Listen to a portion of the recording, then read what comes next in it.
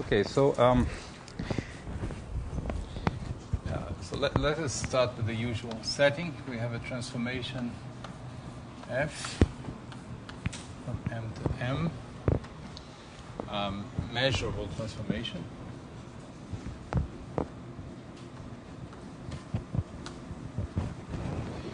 And we have a probability measure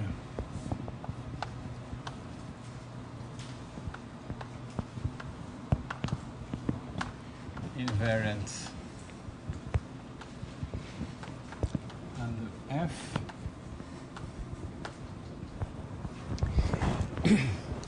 And I'm going to suppose that we have a sequence of functions, say phi n from M to R,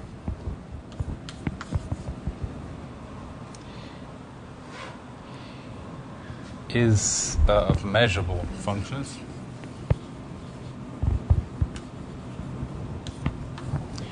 Is called subadditive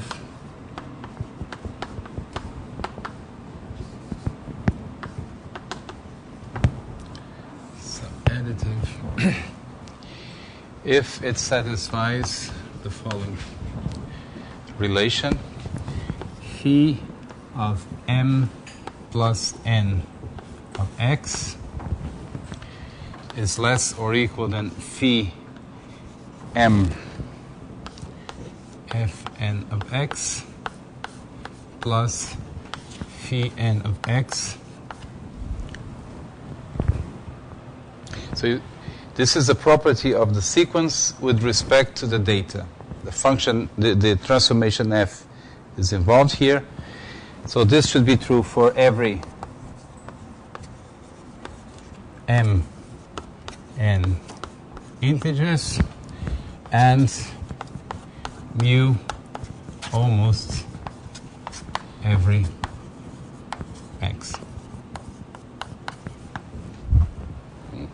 When I say that something is true for mu almost every x, I mean that the set of points that do not satisfy this condition has zero measure.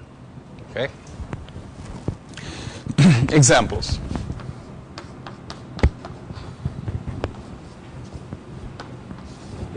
Suppose we are given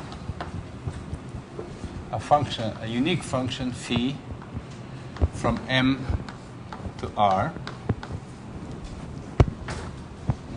Given one function, we can define phi n of x to be phi of x plus phi f of x, etc., phi f n minus 1 of x. So phi n, this is sometimes called, also represented, it's just notation, just represented as the sum of phi over the first n iterates of x. It's just notation. You take this, you calculate the function on the first n iterates of a given point, and you call that sum phi n of x. Okay? Then, with this definition, phi m plus n of x is phi of x, etc., phi fn minus 1 minus 1 of x. Then you go on, phi fn of x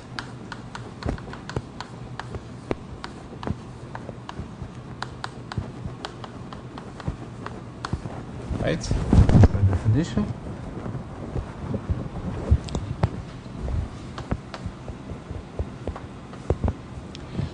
And then you look at this sum, and you see that it can be written as the sum of two expressions, this one and this one. This one is just phi n of x.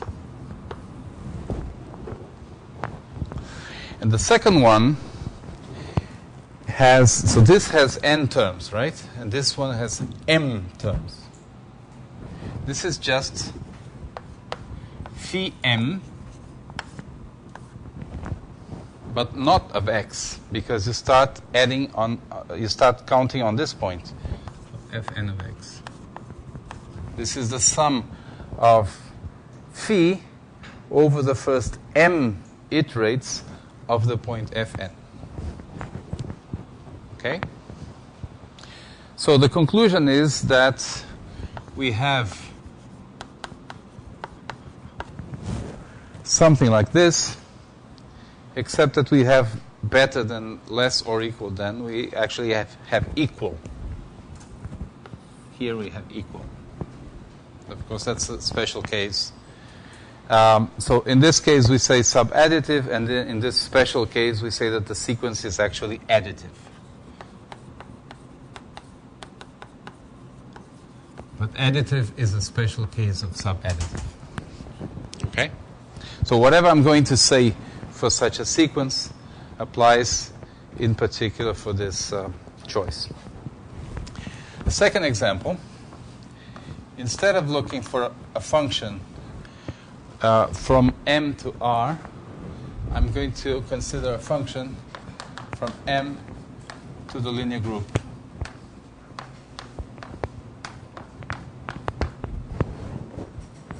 Okay? And then I'm going to define phi n of x to be the logarithm of the norm of an. Okay. Let me remind you that whenever I speak of norm, the norm of a matrix is, by definition, the operator norm, which is the supremum of v applied to v divided by v for every v different from 0. Okay? So this norm has the following property. If I multiply two matrices, say B times C,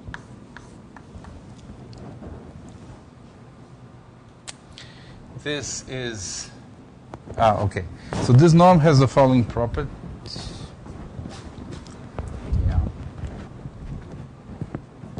Okay. So exercise immediate from the definition. This norm has this property. The norm of a product is less or equal than the product of the norms. Okay? This is immediate from this definition. Then, if I write phi m plus n of x is the logarithm of a m plus n of x. Now, by definition of this, that means the product a of x, a f of x, a f n minus 1 of x, a f n of x, a f m plus n minus 1 of x. Okay? That's what this means. And again, that's very similar to what is written there. This here is an of x, and this is am of fn of x. So phi m plus n of x is the logarithm of am fn of x times an of x norm. right? And because of this relation, that is less or equal than the sum of the two logarithms.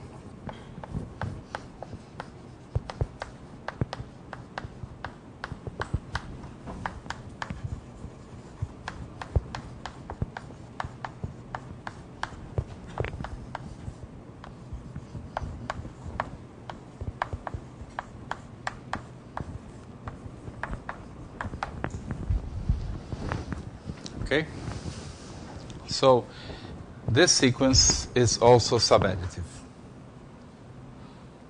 And this time, in general, this inequality is strict, and so this one may be strict as well. Are there any questions?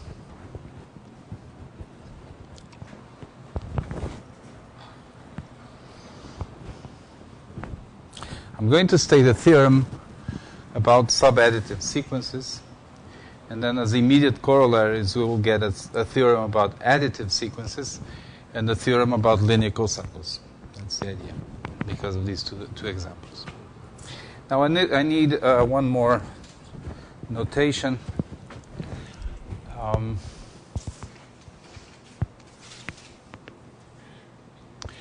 Given a function phi from M to R, we call the positive part of phi is the function phi plus, defined as follows.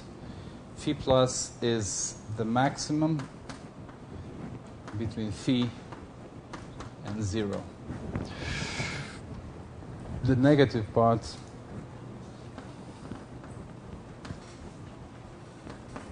of phi is the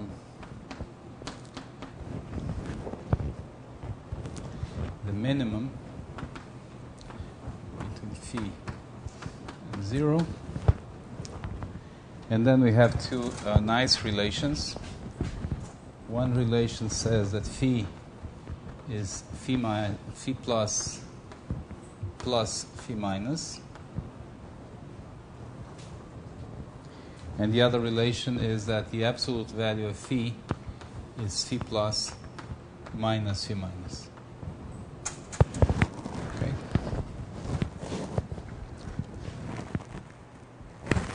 Well, actually, that's not the way I wrote it in the book. So let me change the definitions here.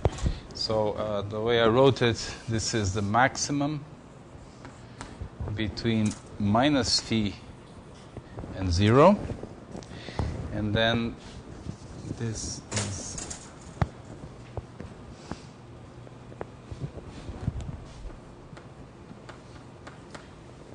okay. Just change the sign in phi minus.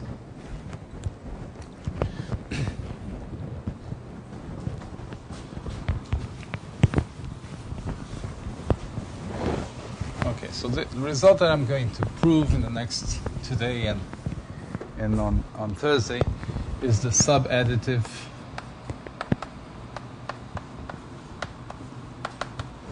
ergodic theorem, which was proven by a British mathematician called John Kingman.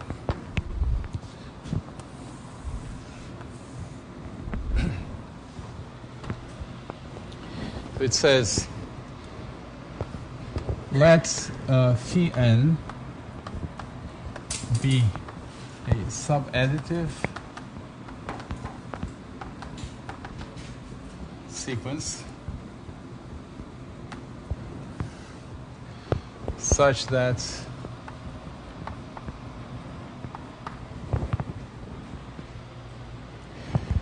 the positive part of phi 1 is integrable, is an integrable function.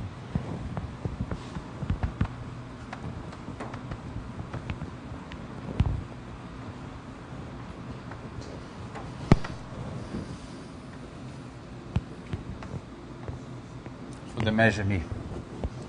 For for the measure mu with respect to the measure mu.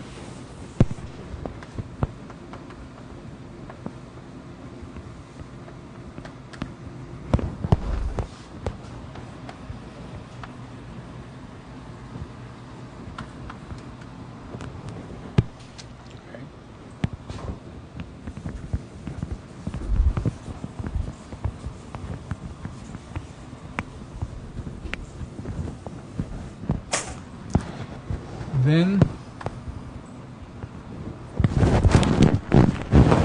the limit 1 over n phi n of x exists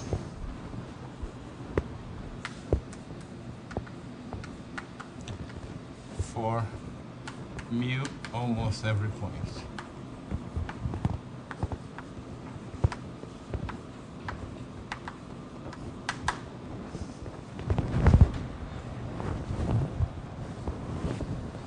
Limit exists for mu almost every point. Let's give it a name, phi x. There's only one little thing that I have to say, is that it can be minus infinity.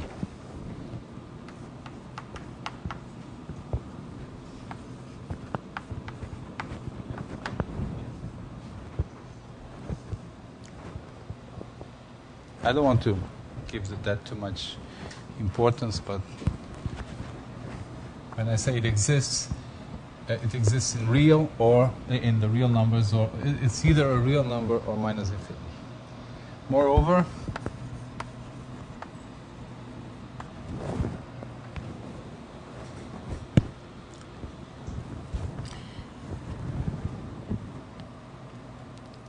phi is integrable with respect to mu.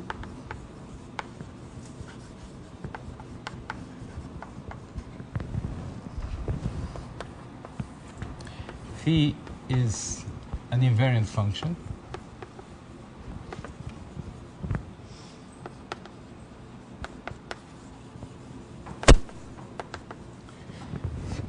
I think I already defined this, but what this means is that phi is constant on orbits.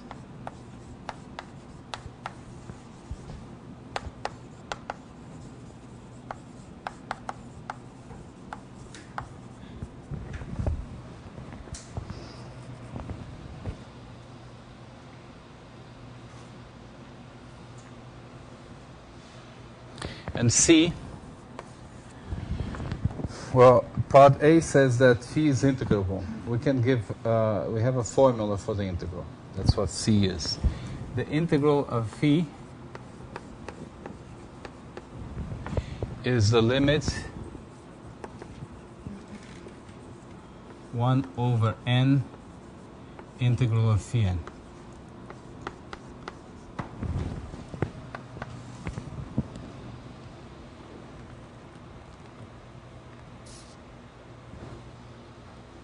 Part C is very easy to remember.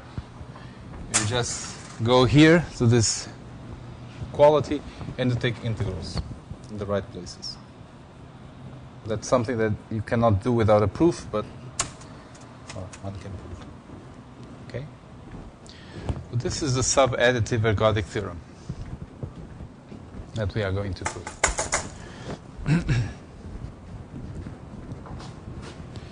Let me, before we prove that, let me tell you what are the consequences. There are two very important consequences.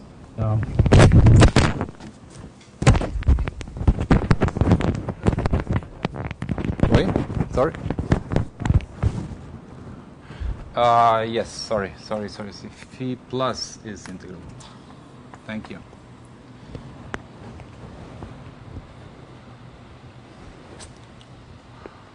This limit can be minus infinity.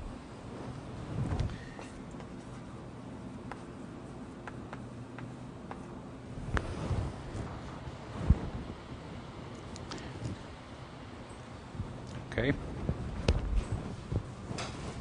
So as I said, this is a general theorem for any subadditive sequence. But if you make special choices, like this one, you get a corollary that is called the ergodic theorem of Birkhoff.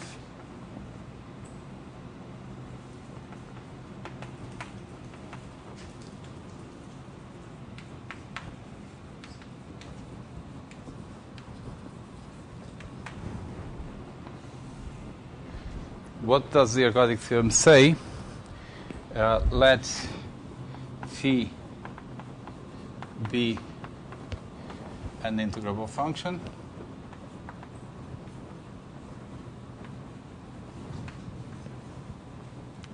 with respect to mu,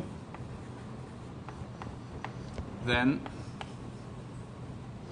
I'm just going to write this down in the special case where phi n is given by that formula. Then well, let's give this a different name, phi twiddle.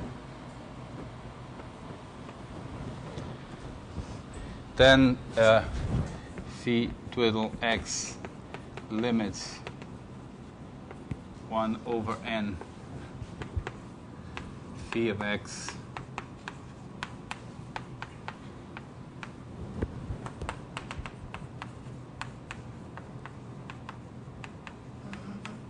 exists almost everywhere.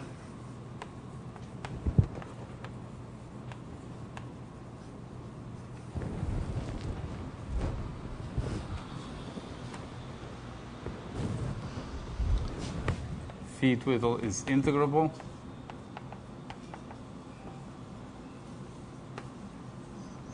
Phi twiddle is invariant.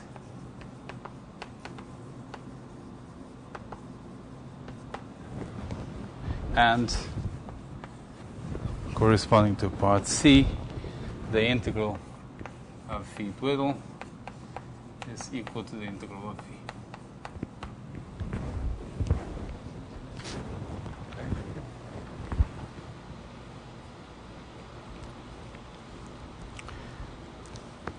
So the ergodic theorem of Birkhoff is an immediate corollary of the subadditive ergodic theorem. It's a special case applied to this kind of sequences.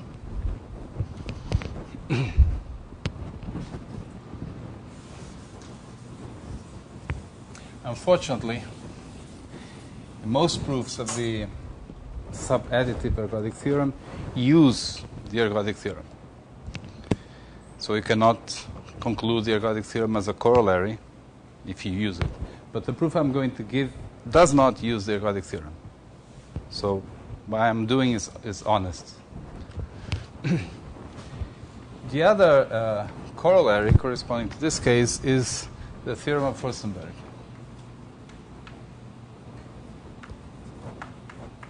Furstenberg-Keston.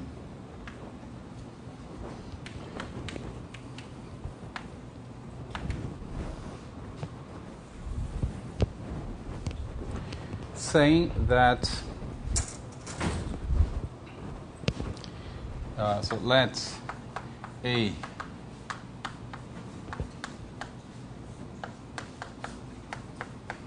be such that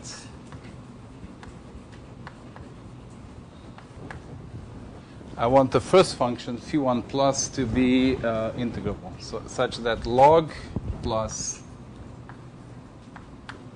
of A is integrable. The function is integrable with respect to mu.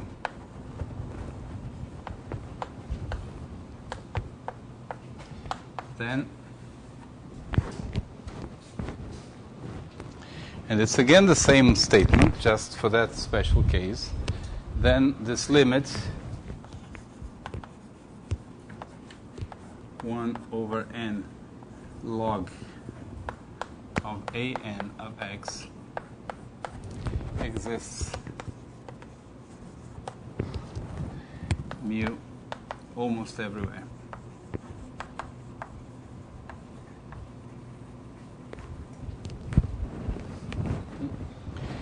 And this time I'm not going to call the limit phi twiddle because I already invented a name for it. I call it lambda plus of x.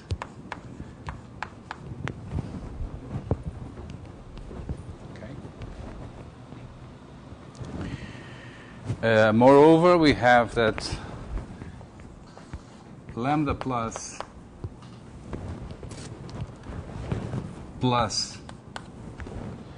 is integrable.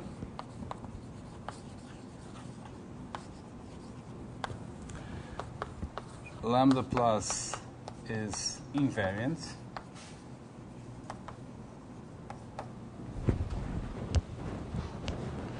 And the integral of lambda plus is the limit 1 over n integral of the logarithm of an.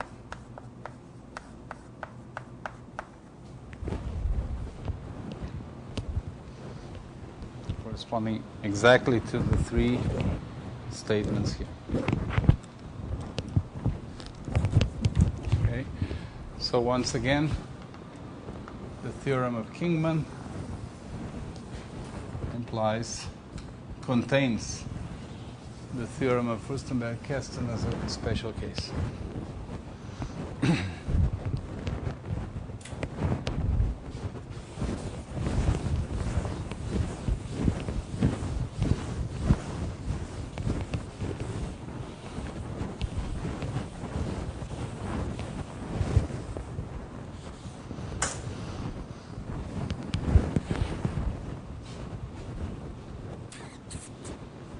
I want to make, before we go into the proof, I want to make some observations, more or less simple.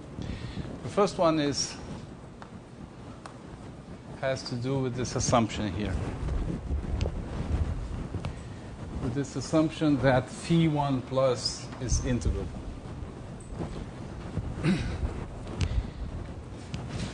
You see, if phi n is subadditive,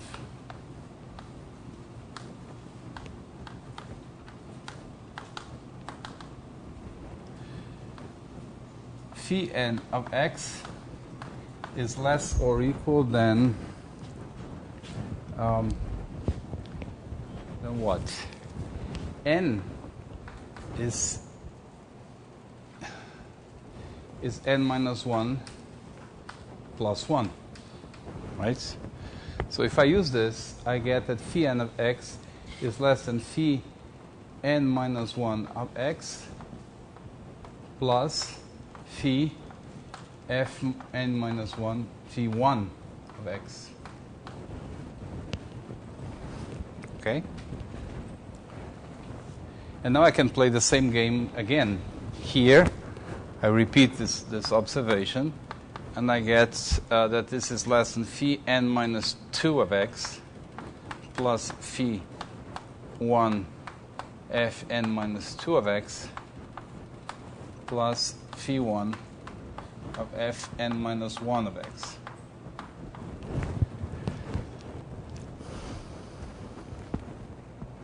Right? And now I do this n times, and I conclude that phi n of x is less than phi 1 of x plus phi 1 of f of x, phi 1 of f n minus 2 of x, phi 1 of f n minus 1 of x. Okay? I'm doing this very simple calculation too because it's going to be used in the proof, but also to give you time to getting used to this notion. So you see, phi plus, the positive part, is either the function or 0 depending on what is biggest. So it's immediate from the definition that this implies that phi n plus is less or equal than phi1 plus phi1 plus of x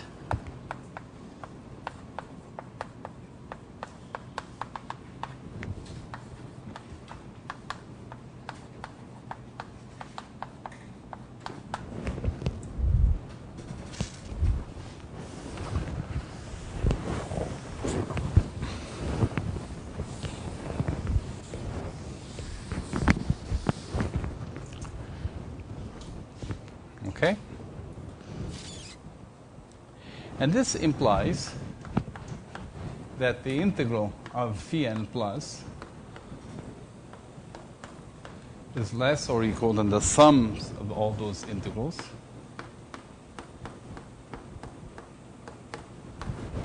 here the function that we have is phi1 plus. Here we have phi1 composed with f.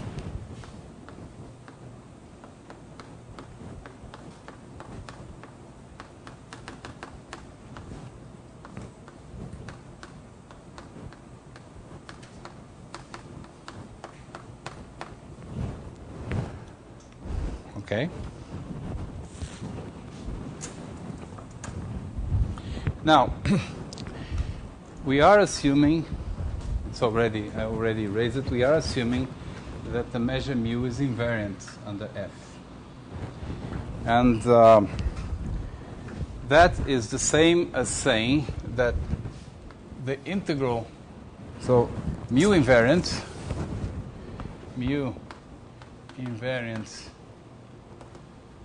under F is equivalent to saying that the integral of C composed with F is equal to the integral of C for any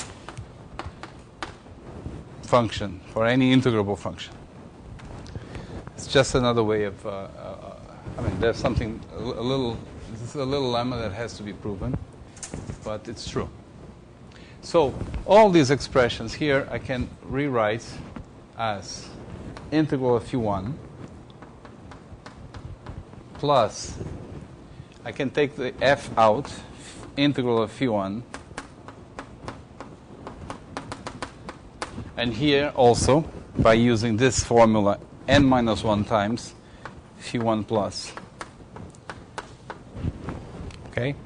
So what I've shown is that the integral of phi n plus d mu is less or equal than n times the integral of phi1 plus d mu.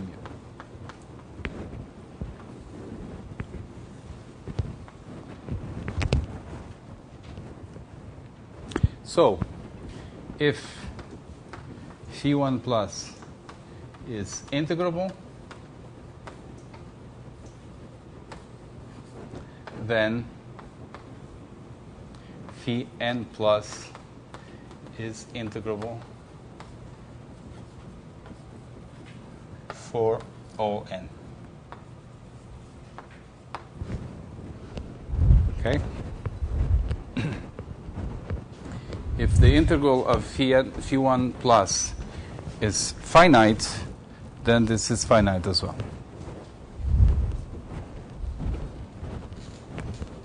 This is just to explain why suddenly phi1 is isolated in the statement. We need the assumption for every n, but we don't have to write it for every n, because if we do it for one, it automatically follows for the other ones. Any questions? Okay.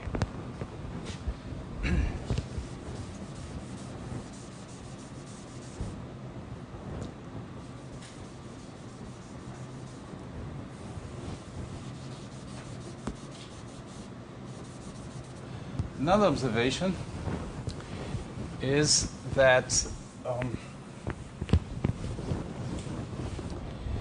it has to do with the theorem of Furstenberg and Keston.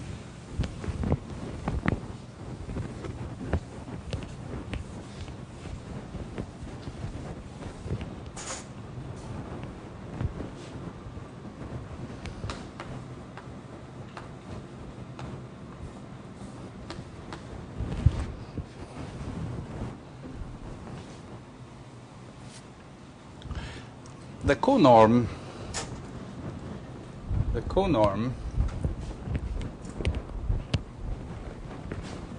remember that I defined the conorm of a matrix to be the infimum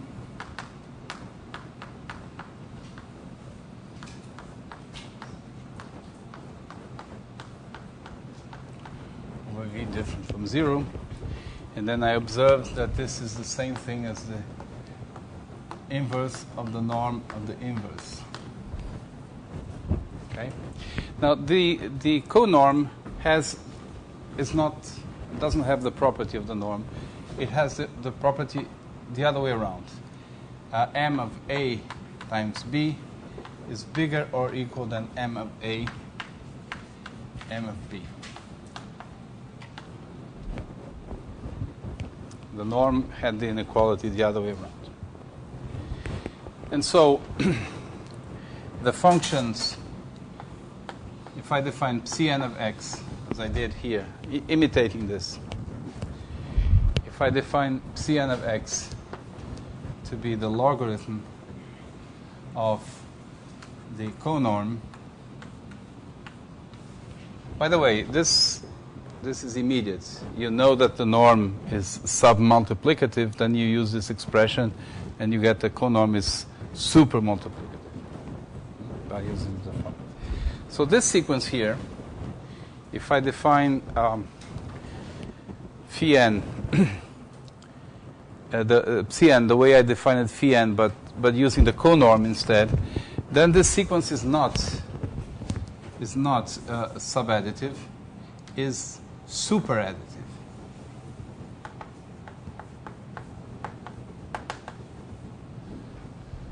Well, I didn't define superadditive sequences, but it's clear what that means. Cn plus m plus n of x is bigger or equal than Cm of fn of x plus Cn of x.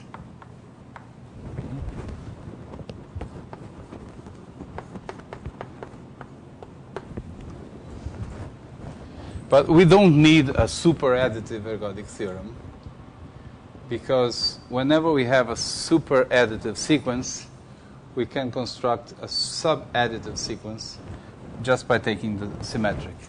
The sequence minus Cn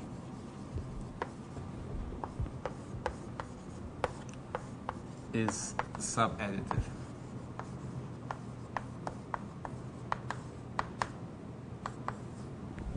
Okay, just change the sign, and you reduce the superadditive case to the subadditive case just by changing the sign. So using this observation, we can get a second part of the theorem of Furstenberg.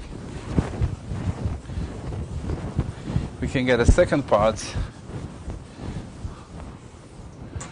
that goes as follows.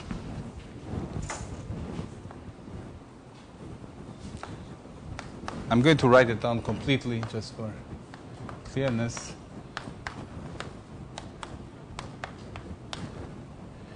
Be such that I'm not going to write that down yet. I mean, I have to write the assumption corresponding to this, but I'm going to do that at the end. Is integrable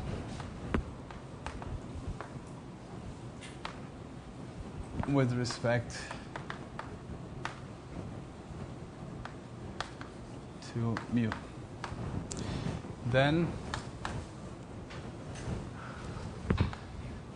lambda minus of x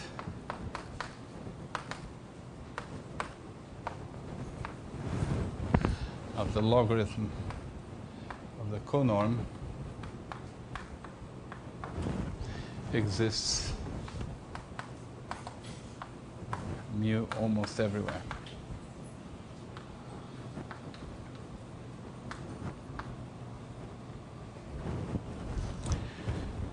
And lambda minus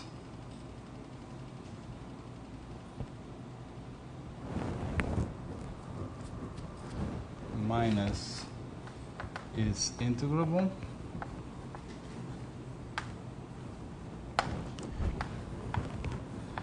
Lambda minus is invariant.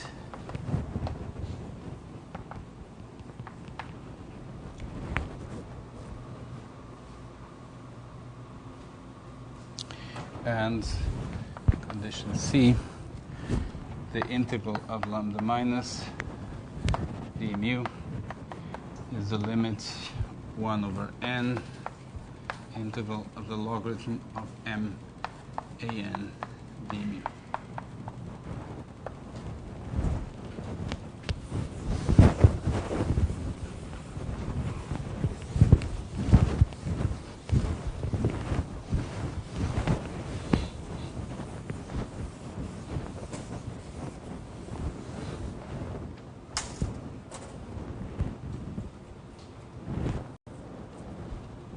So what should we write here?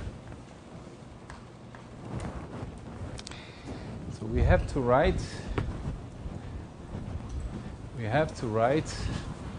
the positive part of the first function in our sequence. The positive part of the first function in our sequence. What sequence is that? It's Cn, or no, it's not Cn, it's minus Cn. Because we are going to use the sub-additive ergodic theorem. So minus C1. And what is C1? It's the logarithm of the conorm of A. That's what I should write there. Okay?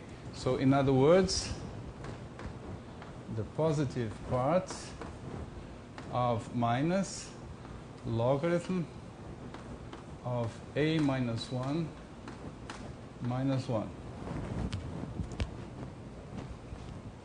Okay? Now, fortunately for us, the logarithm of the inverse is minus the logarithm. So this is the logarithm of A inverse positive part. Okay, and that's what I'm going to write there. Log plus A inverse.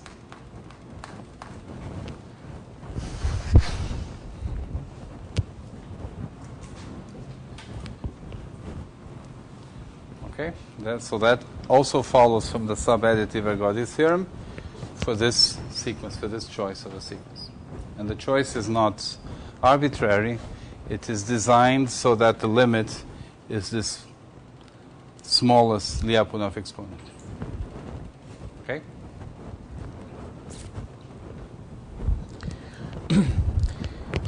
Last observation before we start the proof.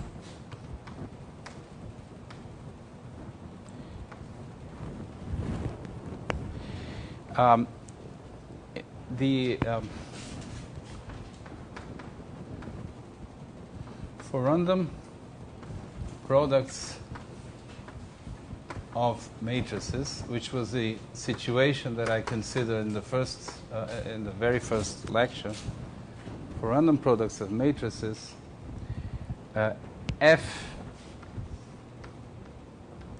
is the shift map on the space of sequences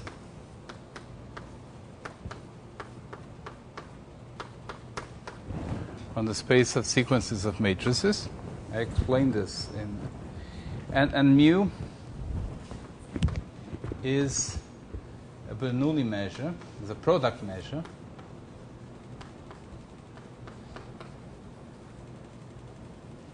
I also explained that. This means that mu of, well, it's a product measure that we spoke about, or Bernoulli measure.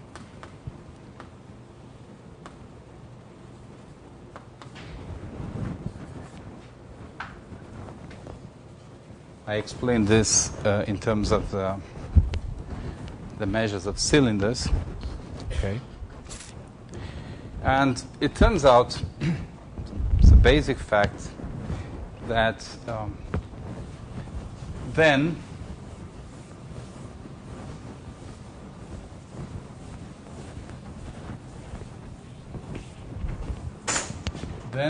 the system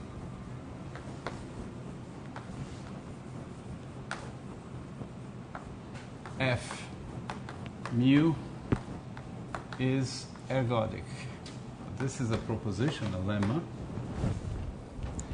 I'm not going to prove, but of course, in order to understand what I'm saying, you need to know what ergodic means.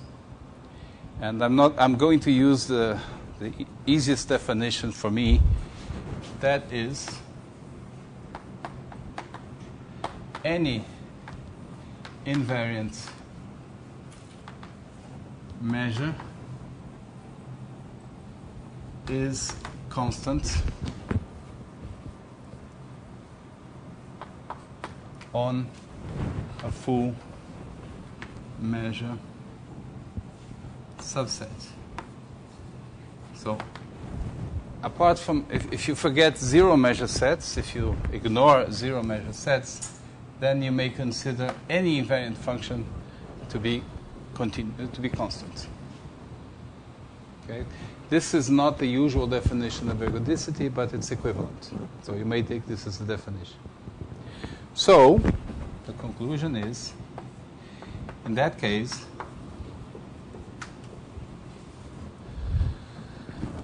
lambda plus and lambda minus are constants.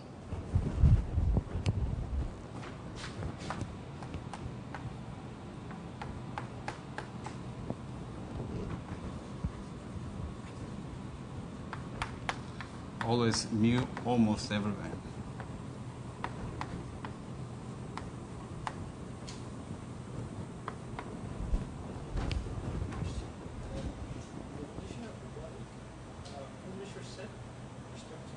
To mu. Full mu measure set. Okay?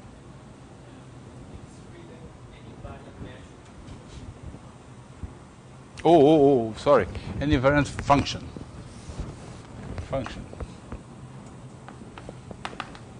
Sorry. Invariant function is defined here. A function that is constant on orbits. As you iterate, it remains constant. It's constant in time. Then any invariant function is constant, except on a zero measure set.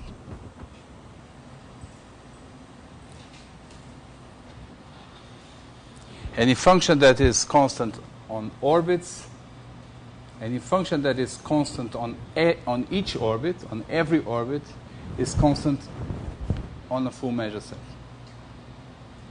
You may take that as the definition of ergodicity.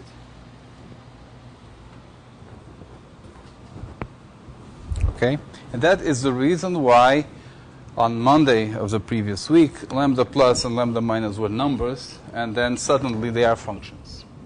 Is that we started with a situation where those functions were constant, and now we are in a more general situation, and we don't have to work more because this is basic fact. Any invariant function, if the system is ergodic, any invariant function is constant. Okay?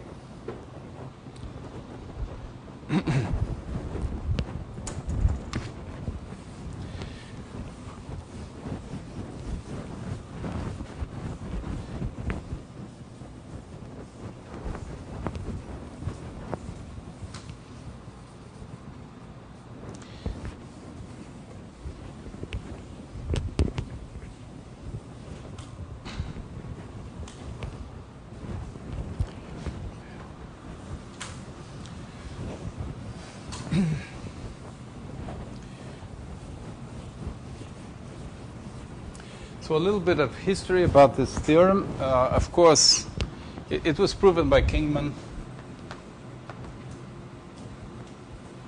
I think it's 1963, but I could, sometimes in the 60s. I think it's 1963. Furstenberg-Keston was before.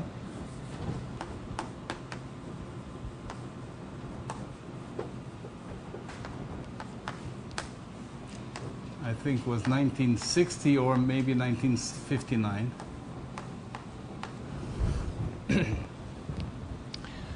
Kingman's proof used the ergodic theorem of Birkhoff. The proof that I'm going to give is very recent. It's by Artur Avila and Jairo Bocchi.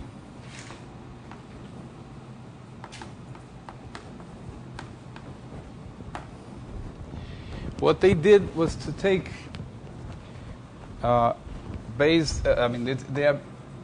they were inspired on a proof of the ergodic theorem of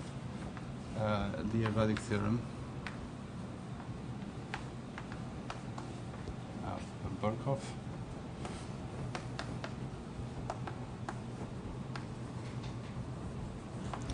Which was due to Katz-Nelson and Weiss.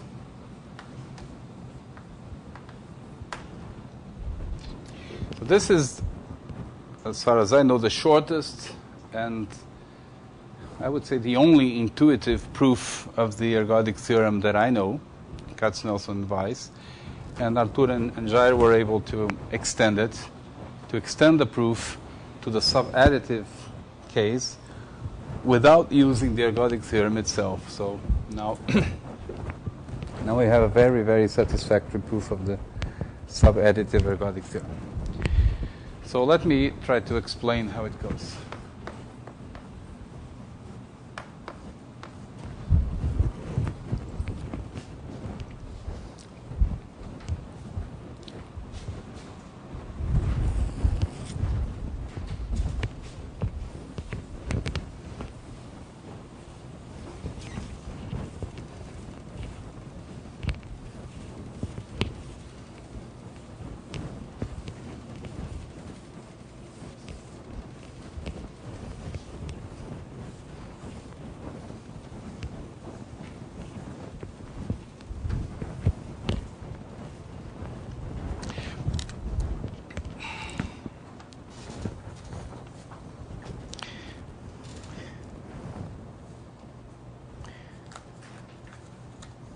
So we are going to call AN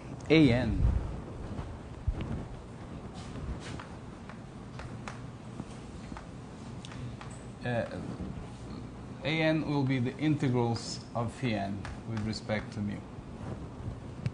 Okay. And this sequence AN has the following property. I don't think I have to explain. Phi n is subadditive. Okay, let me keep that here. Phi m plus n is less or equal than phi m composed with the fn plus phi n. That's what subadditive means. If you take integrals on both sides of this inequality,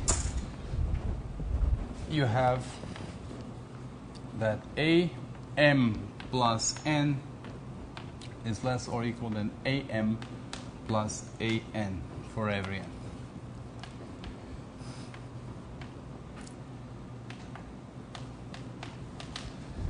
Okay? You take integral here, you get am plus n. Integral here, you get an.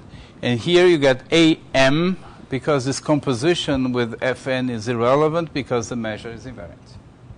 Okay? So this is a sequence of real numbers that satisfy this property. We say that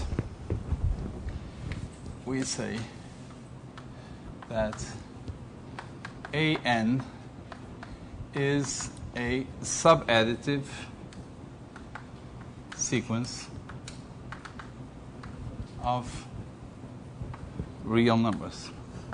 Before I define a subadditive sequence of functions, this is, in fact, a more elementary notion, perhaps one-dimensional sequence of real numbers. Okay. Now, there's a little thing that a little observation that I have to make. Those an are not necessarily real numbers. The integral, since I'm assuming that phi1 plus is integrable, then phi n plus is integrable too. That ensures that the limit exists. It ensures that it cannot be plus infinity, but it could be minus infinity. Okay? So when I say real numbers, I mean or minus infinity.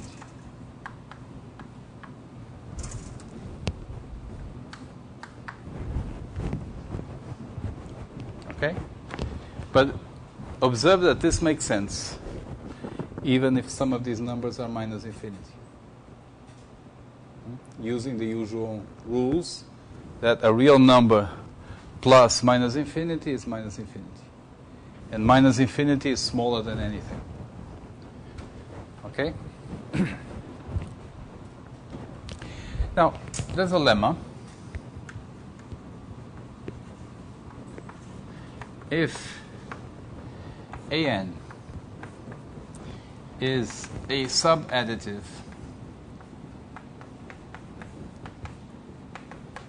sequence of real numbers or minus infinity, then the limit 1 over n an exists. And this is really the very baby version of the subadditive ergodic theorem. That's where the subadditive ergodic theorem starts. It's this little lemma that the limit exists and it's equal to the infimum of 1 over n an. Again, this number is a real number or minus infinity.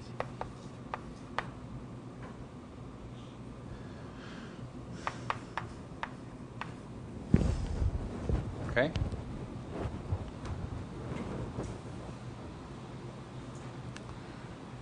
This is used throughout the proof. That's the reason, in some sense, the reason why the subadditive ergodic theorem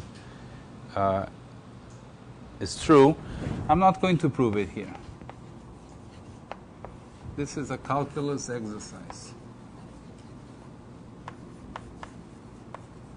Well, it is proven in the book, so but it's really something that you can give as an exercise in a calculus class. So, what are we going to do with that? We are going to consider this number, L, which is the limit 1 over n an. That is the limit 1 over n integral of phi n d mu. And by the way, the lemma says that the limit is equal to the infimum.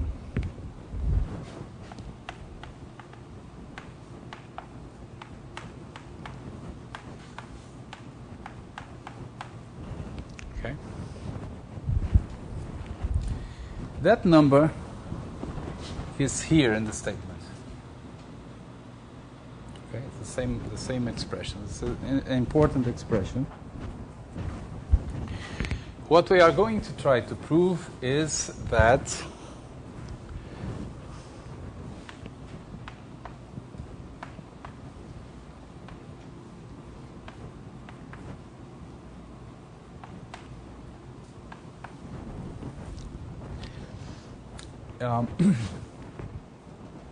before I say it, the main part of the theorem is the first part. We want to prove that this limit exists. Okay? So for that, we are going to consider two numbers, two functions, and be careful. Phi plus x is the limit sup 1 over n phi n of x, and phi minus x is the lim inf. I said be careful. I'm writing plus and minus as subscript. This is not the positive part or the negative part. It's subscript.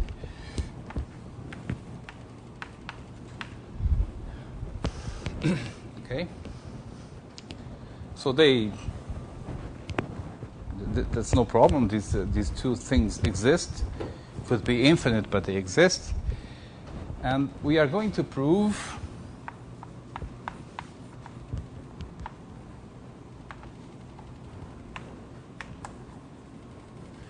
that, let's see, the right order.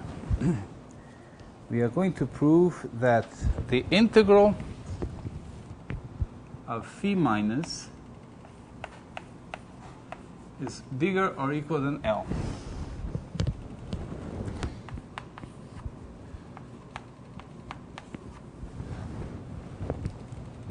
And we will also prove that phi plus, the integral of phi plus, is less or equal than L.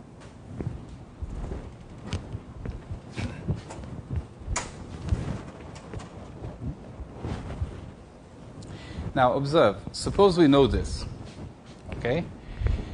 We also have, it's obvious that phi minus is less or equal of x, is less or equal than phi plus for all x. Right? So we have two functions. One is always smaller than the other. But the integral of the smaller is bigger than the integral of the larger.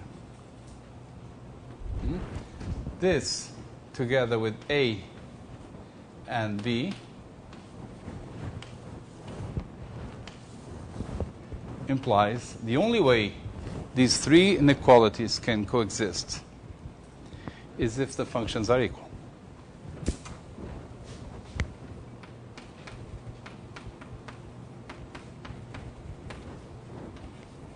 For almost every point.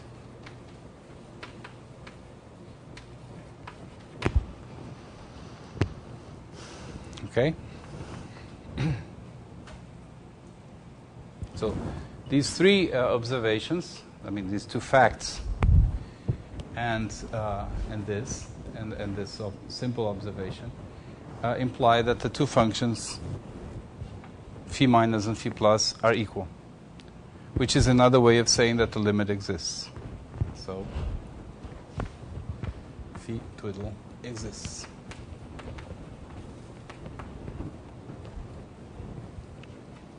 Okay? And we ought to also get that these three inequalities have to be equalities. So, and the integral of phi twiddle equals integral of phi minus equals the integral of phi plus equals L.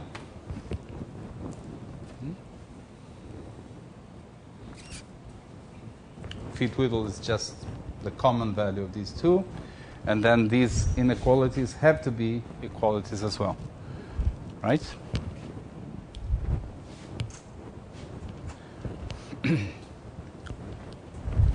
So if we are able to prove these two facts, we prove this, and we also prove C.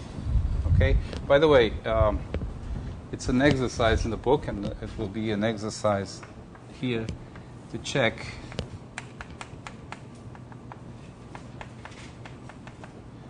that these two functions, phi plus and phi minus, are invariant functions.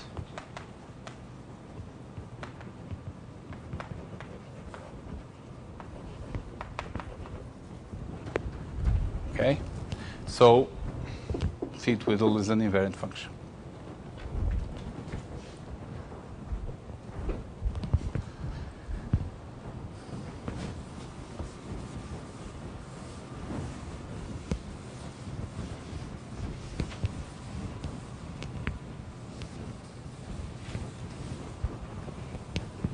Okay, we will see a few more details later on, but this is the plan of campaign for the proof of the subadditive ergodic theorem to get these two inequalities here. Let me write that down here.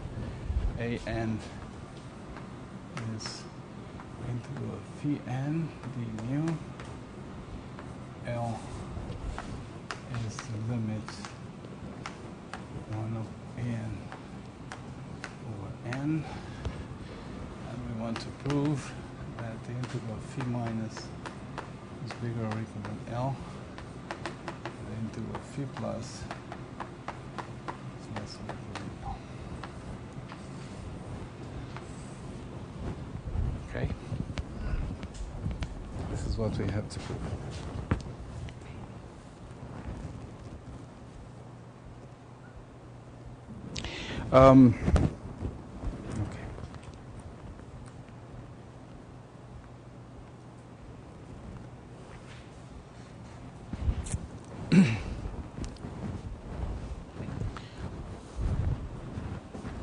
Okay. The proof would be simpler if we somehow avoided the minus infinity case. I mean, we pay because of this generality that we let these functions, that we only assume phi1 plus to be integrable. If we assume that phi1 plus and phi1 minus are integrable, then the proof becomes simpler. Then in that case, the numbers are finite, are really finite, minus infinity is excluded, and L is finite. In this case, L is again minus infinity plus infinity. But anyway, there are good reasons to keep it general, and I will do that. But for the time being, for now,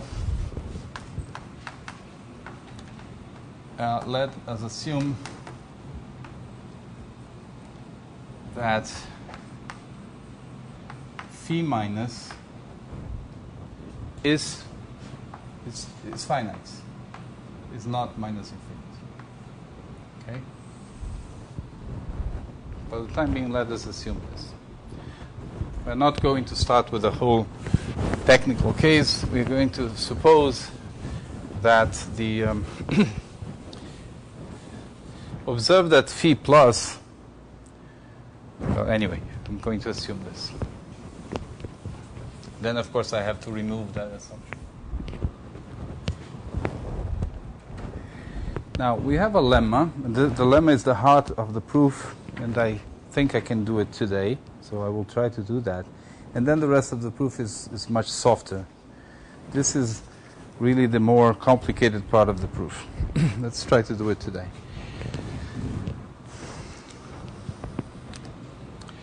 Fix epsilon and define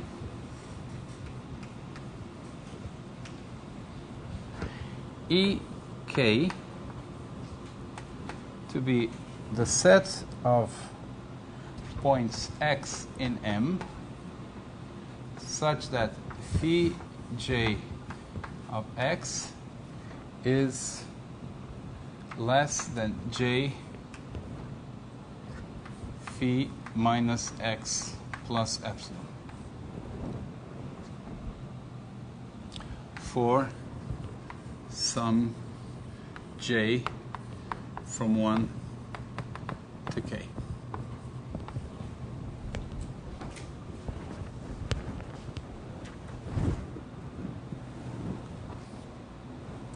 So it is important that we understand what this set EK here is. Let me try to explain. Phi minus of x is the lim inf as n goes to infinity of phi n of x over n. Right?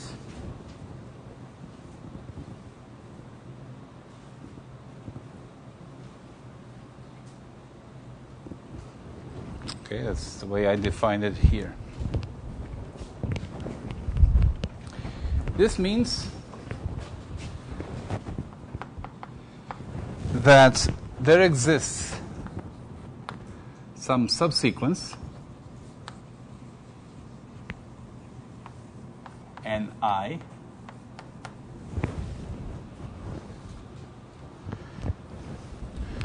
such that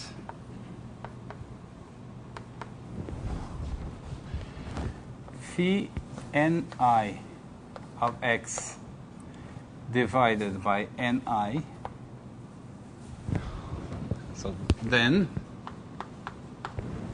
there exists some subsequence converging to phi minus of x. This is what lim inf means. You have phi minus of x here. Okay, and then there is some subsequence of values of this sequence here converging to phi minus. And moreover, phi minus is the smallest number with this property, is the smallest accumulation point for the sequence. Okay? Now, this means given any epsilon,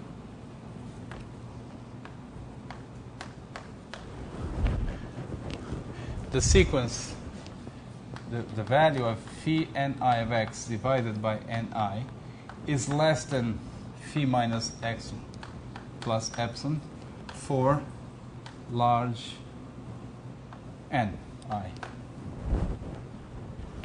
The sequence is accumulating on phi n of x, phi minus of x, and so it is smaller than phi minus of x plus epsilon if ni is large. Okay? So for each point x, you can find some moment where the sequence phi n of x divided by n is smaller than this number. Ek is the set of points for which that happens before time k.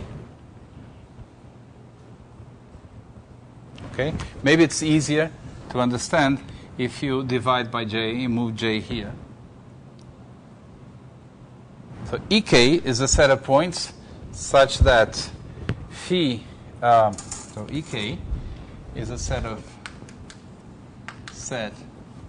x such that phi n of x divided by n is less than phi minus of x plus epsilon for some n less or equal than k.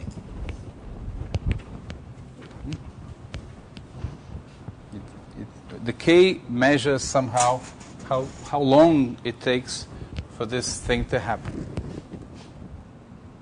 Okay? So if that is okay, if that is understood, there are two properties that should be clear. Ek is contained in Ek plus 1.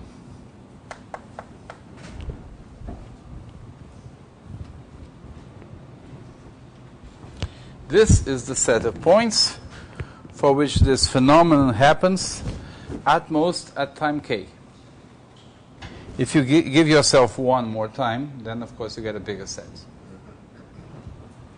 And the other condition, the other property, is that the union of Ek over all k, it's an increasing union, is everything.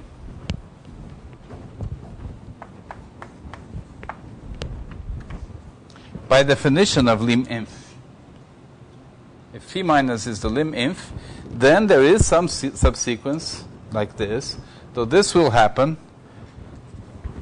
for large ni. So it may be that you have to take a very big k, but For some k, this will have to happen. Is everything okay so far?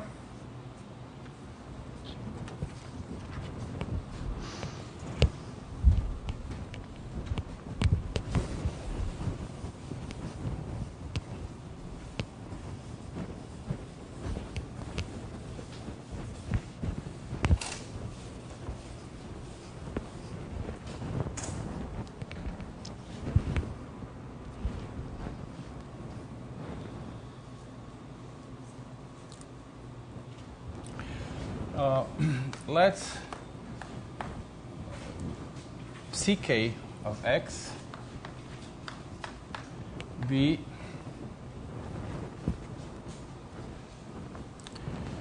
phi minus of x plus epsilon if x is in ek,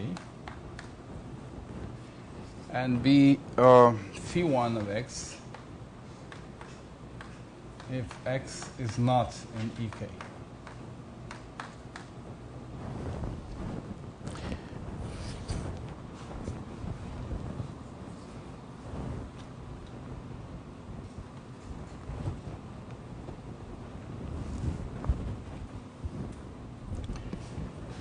Observation.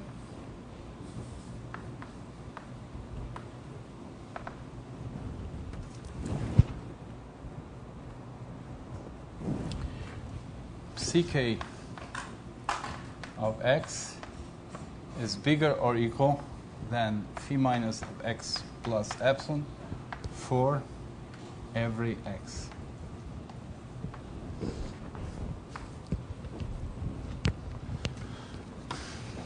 Now, why is that? Why is that? There are two cases.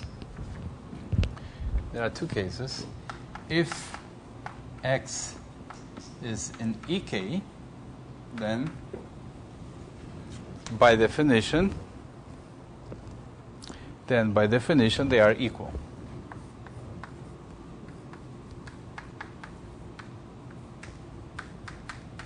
So this case is fine. If x is not in ek,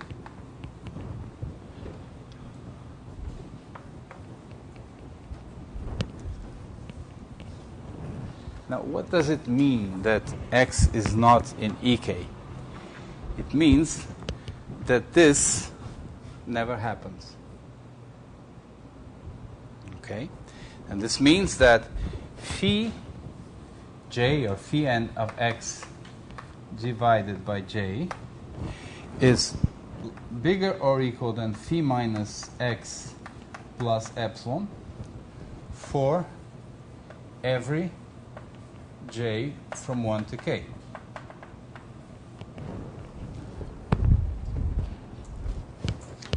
Right? In particular, for j equals 1, what this says is that phi 1 of x is bigger or equal than phi minus of x plus epsilon.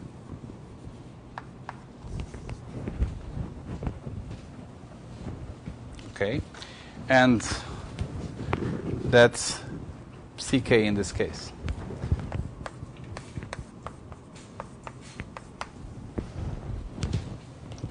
Okay, so let me move that here.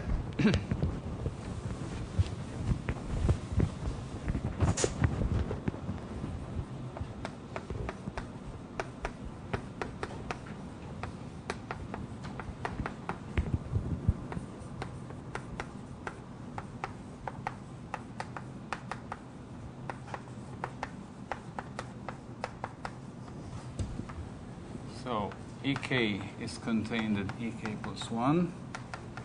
The union of these ek's is everything. And phi ck is bigger or equal than phi minus x plus epsilon for every epsilon, for every x.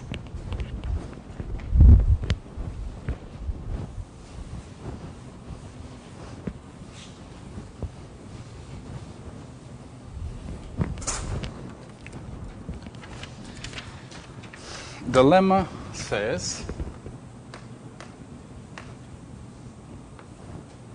the main lemma says for any n bigger than k bigger than 1 and mu almost every x.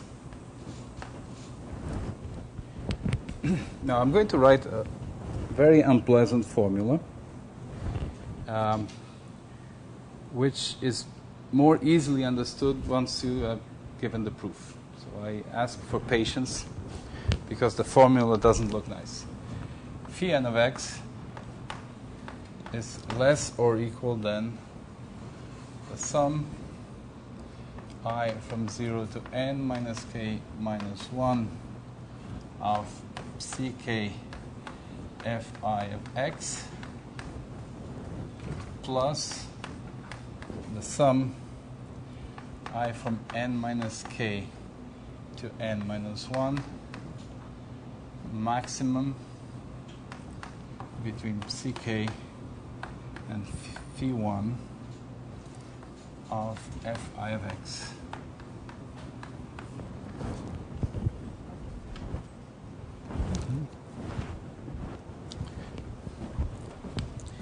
Why would we, why is it useful to have such a formula? We will see that next time on Thursday. But essentially, the main part of the formula is this one, this first term here, which is a sum of the function ck on the first iterates of x. This is like a sum in the ergodic theorem of Birkhoff. And this is a remainder term that we are going to say we can ignore. This is going to be ignored. But that will be done next time. Right now, what we'll try to do is to prove this. And from my point of view, it's much easier to understand the formula once you have the proof. That's not always the case, but in this case, that's true.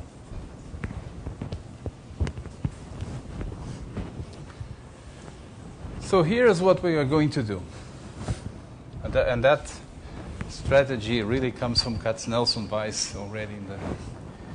We are going to look at the orbit of x, and we are going to consider different moments in the orbits. Proof of the lemma. Take x in M. I wrote here as an exercise that the functions phi plus and phi minus are invariant. So since phi minus is invariant, we have that phi minus of f j of x equals phi minus of x for all j. Okay, keep this in mind. Phi minus is an invariant function. It is constant on orbits. And we are going to look at time and decompose time in a convenient way. So I start at time 0. And I'm going to define m0 to be this first time 0. Okay. Now I'm going to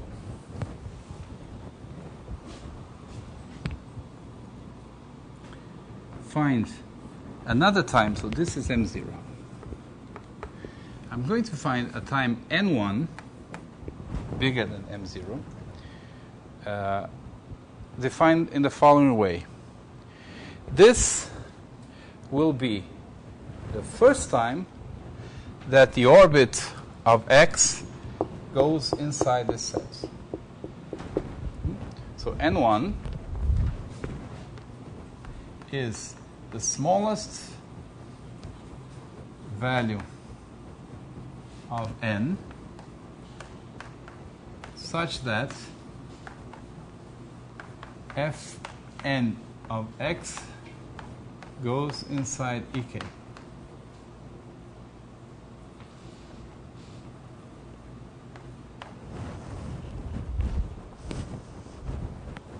Well, it may never happen. It may never happen. And in that case, n1 is infinity. Okay? It may happen at time 0. For instance, if x is in Ek, this will happen at time 0. So n1 is n1 bigger or equal than m0.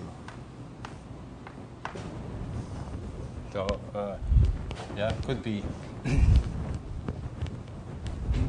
I'm going to say it this way. The smallest number bigger or equal than m0 such that, okay? So you may think of this as a very bad period in the life of the point x. It wants to get inside Ek, but it takes some time before that happens. And then once it hits Ek here, by definition of Ek, there exists some number j such that this happens. Okay? So then there exists some number j0 from 1 to k such that phi j of x divided by j is smaller than phi minus x plus epsilon. Okay? j0, j1.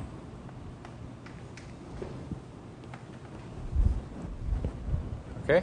So there is some time here, and I'm going to mark it like this.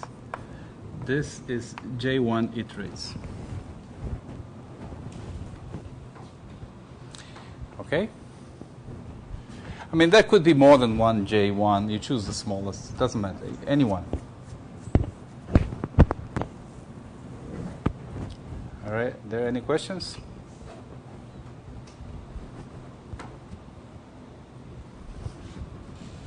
That's what's written here. No, it's not what's written here. The point that got inside is not k. It's f n1. It's not x. It's f n1 of x. Okay, thank you.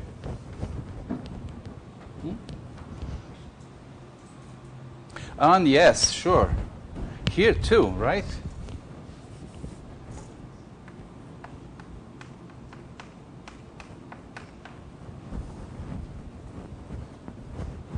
Except that it doesn't matter because phi minus is an invariant function.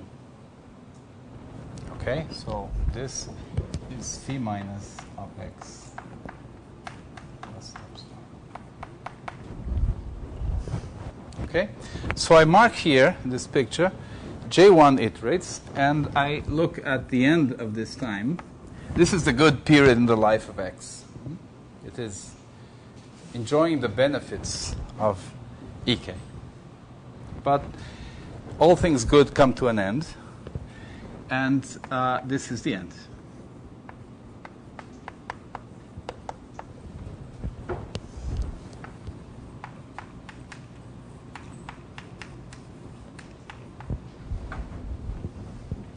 Okay? And then the poor point x goes back to trying to go back to Ek. So it will remain outside Ek for a little while, and then at some point, maybe, some point n2, it will go back to Ek. So what is n2? N2 is the smallest value of n after m1 such that f n of x is in ek. Okay? And so on and so forth. Then there's a time j2, etc.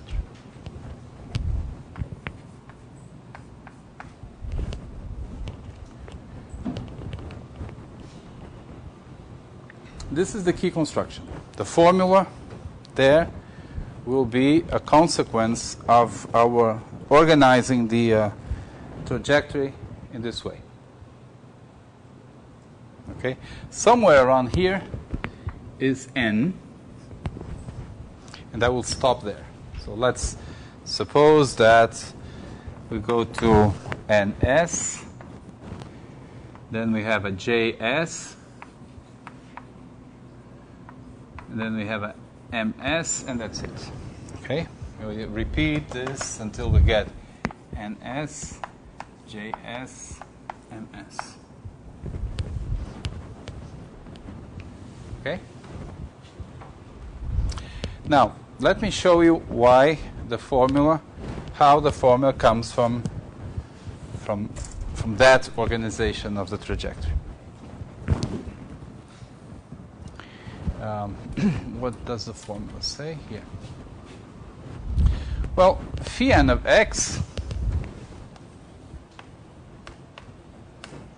by subadditivity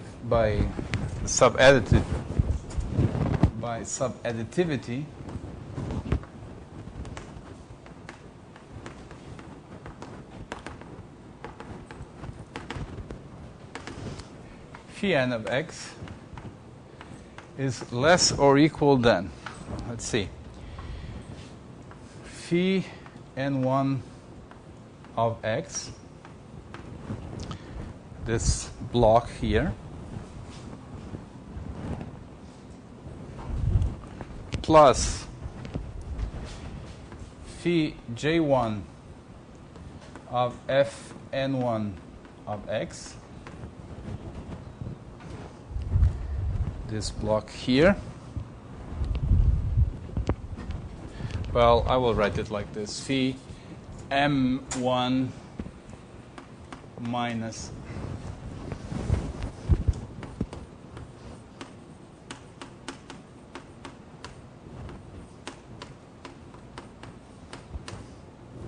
plus phi n2 minus n1 minus m1 of phi m1 of x plus phi m2 minus n2 of phi of f n2 of x, etc. Phi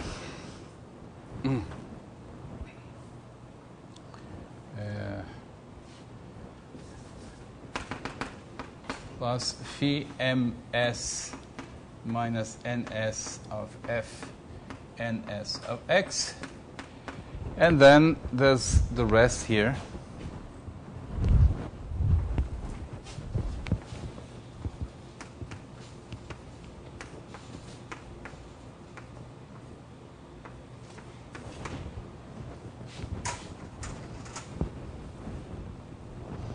Okay, so I divide the trajectory of x into good moments and bad moments and good moments. Now I use subadditivity to try to get to this formula here. Okay, there are two kinds of, three types of terms here. The bad ones that I've written here, the ones where the point is not in ek, not in ek.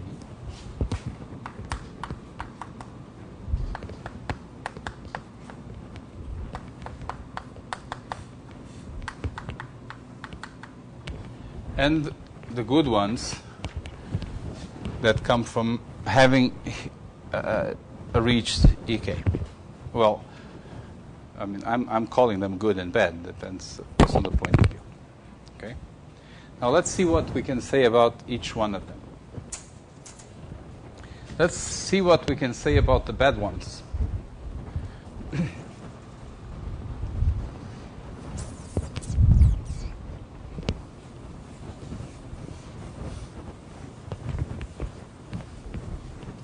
Well, it is perhaps easiest to say what we can to see what we can say about the good ones, because the good ones, these ones here,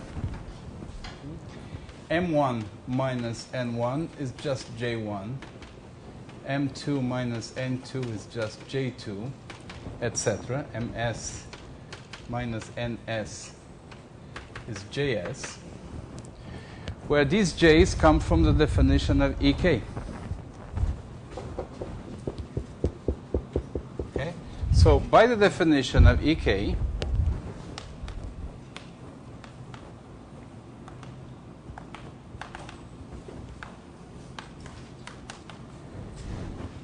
phi m1 minus n1 of f n1 of x is less or equal than m1 minus n1 phi minus of x plus epsilon.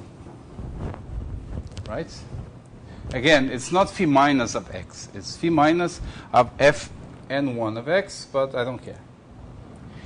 Phi m2 minus n2 of f n2 of x is less or equal than m2 minus n2 phi minus of x.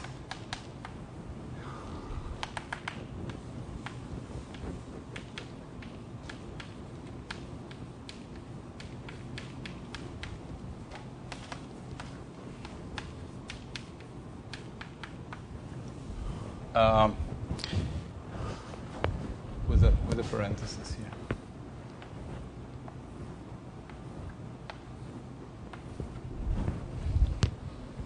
Okay. So you see we have upper bounds for these terms, and the upper bounds involve phi minus x of epsilon.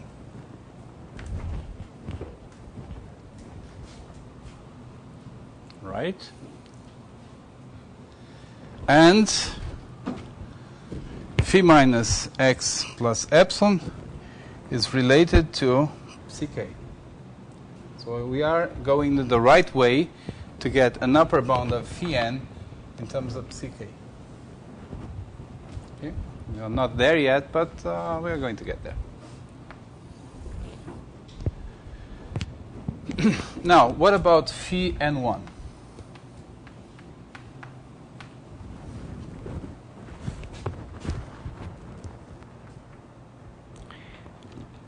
We have to use the fact that, yeah, we have to use,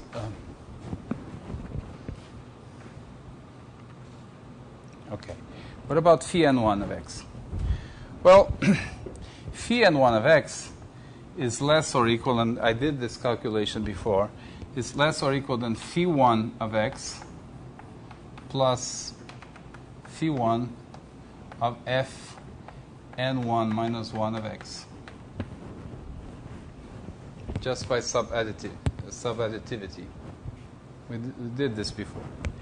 And that's this very crude estimate that we are going to use. Phi n2 minus m1 of x is less or equal than phi 1 of f m1 of x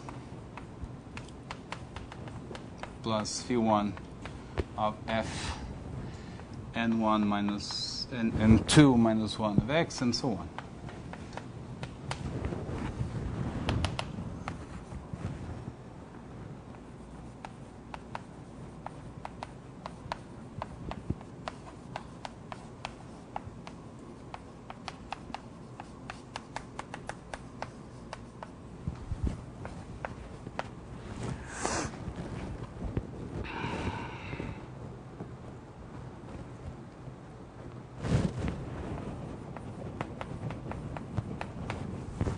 And that includes the very last bit here.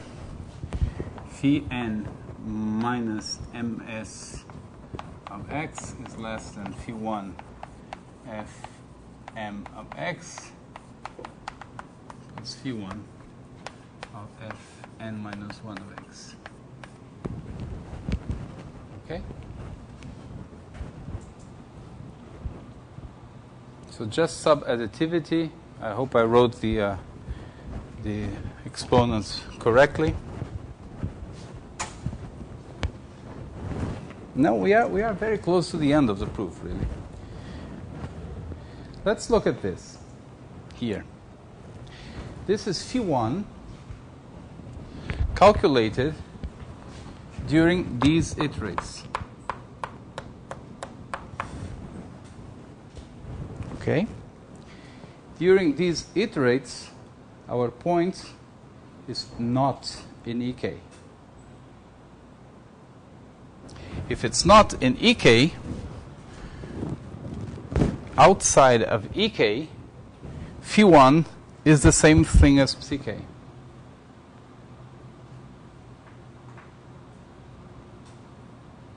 So this sum is equal to the sum of psi k fi of x I from 0 to n1 minus 1.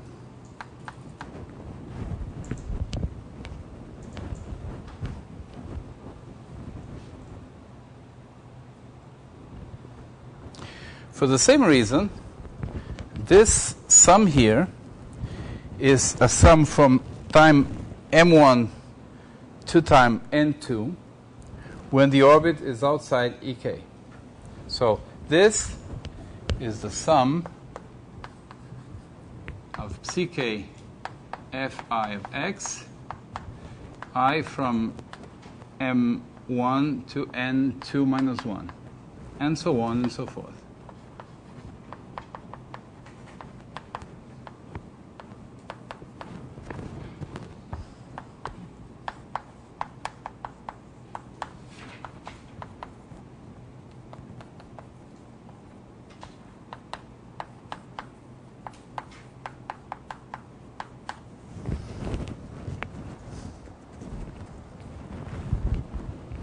During the time we are outside, psi k is equal to phi 1.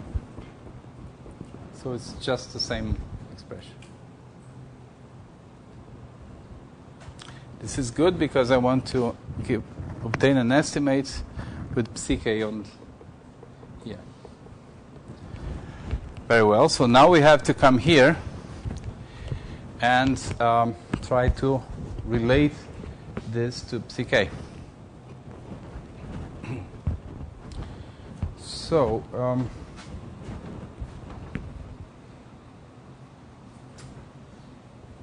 well, it says here that phi minus of x plus epsilon is less than psi k. So I could come here and write that this is less or equal than m1 minus n1 times psi k of x. That I can do. But it's not very good for what I want, because I want to get a sum of psi k on the different iterates x. I don't want to have a bunch of psi k's on the point x. Okay? So what am I going to do about that? What I'm going to do is to rewrite this as follows. Equal. Let's see if you agree with me. Equal.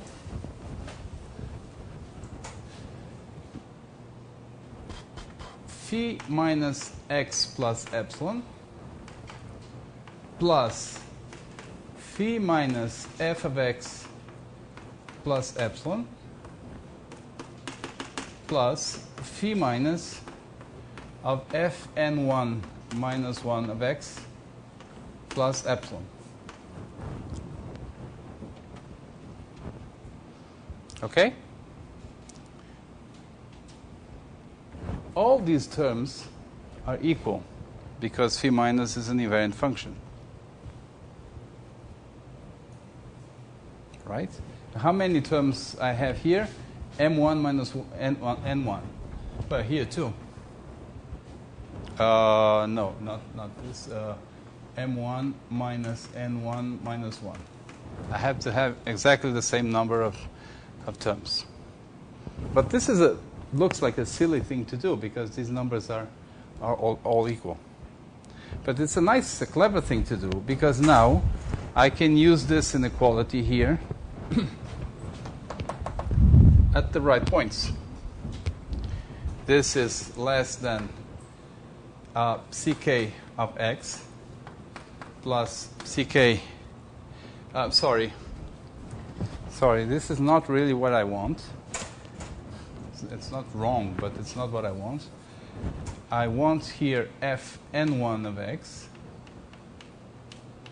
Here I want n1 plus 1. And here I want m1 minus 1. It doesn't matter. The numbers are the same, but the iterates where I want this to happen are these ones. So now I can say that this is less than ck on fn1 of x plus ck on fn1 plus 1 of x plus ck on fm1 minus 1 of x. In other words, sum of ck fi of x when I goes from n1 to m1 minus 1. Okay? And for the same reason here, same trick, less than the sum of ck fi of x when I goes from n2 to m2 minus 1, etc. And here is the sum from ns to ms minus 1 ck of fi of x. Any questions?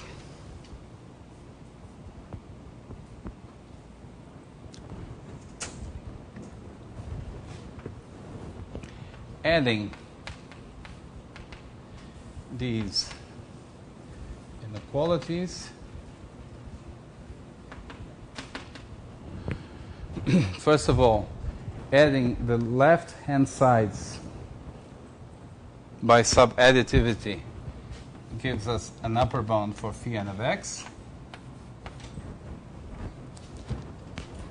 Okay? The left-hand sides, the sum of the left-hand sides is bigger or equal than fn of x. And now let's look at the right-hand sides. What do we have? We have the sum of ck from 0 to n1 minus 1. Then we have the sum of ck from n1 to m1 minus 1. Then from m1 to n2 minus 1. Then from n2 to m2 minus 1, and so on. We have the sums of ck's on these intervals,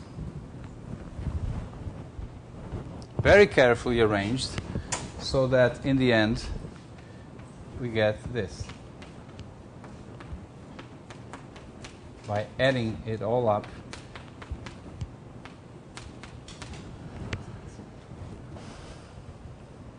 right? And then someone came up with the observation that this is less than the sum from 0 to n minus k minus 1 of ck. And then you have to look at the other k terms that are not the last k terms.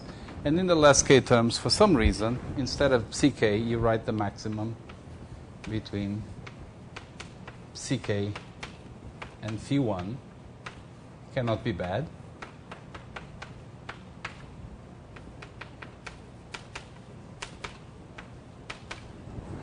Okay. What I'm doing here is that in the last k terms, I'm replacing ck by something which is bigger, so it's okay. Of course, it's a very twisted thing to do, because the formula was beautiful before I did that, and now it's awful. But it's at least legal to do that. Okay? Now, of course, I have to explain why anyone would do such a twisted thing. And the reason is that I didn't prove the whole lemma. I proved one case, and there are two cases. This, that I think you can remember in a week from now, you will still remember the proof, I hope, is cleaner than the other case. And the difference is here in the picture. There is a second case that looks like this. When you start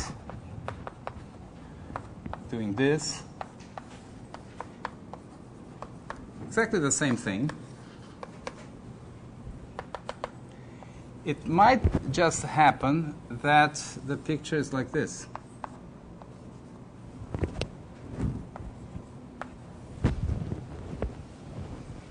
Okay? It might happen that this good period goes beyond n. And then you have to adjust the calculation slightly. And how do you do that? How do you adjust? You use the observation that, well, you don't know anything about these terms here, because the definition of EK only tells you that there is some J that is nice, but in between you don't know anything. You use, in that case, use the observation that this JS is smaller than K. Because it is smaller than K. Because by definition of EK, it is smaller than K. So these last terms here that you don't know anything about are at least a small number of terms. And they can be bounded by this expression. Okay? And that's why we need this ugly term. Otherwise, the calculation is just the same, and it is written down, so I'm not going to repeat it here.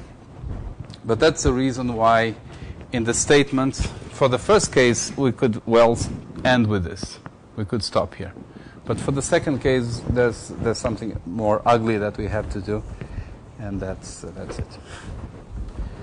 Okay? So this is the technical part of the proof of the subadditive ergodic theorem. On Thursday, I will use this to get the statement. That's all for today.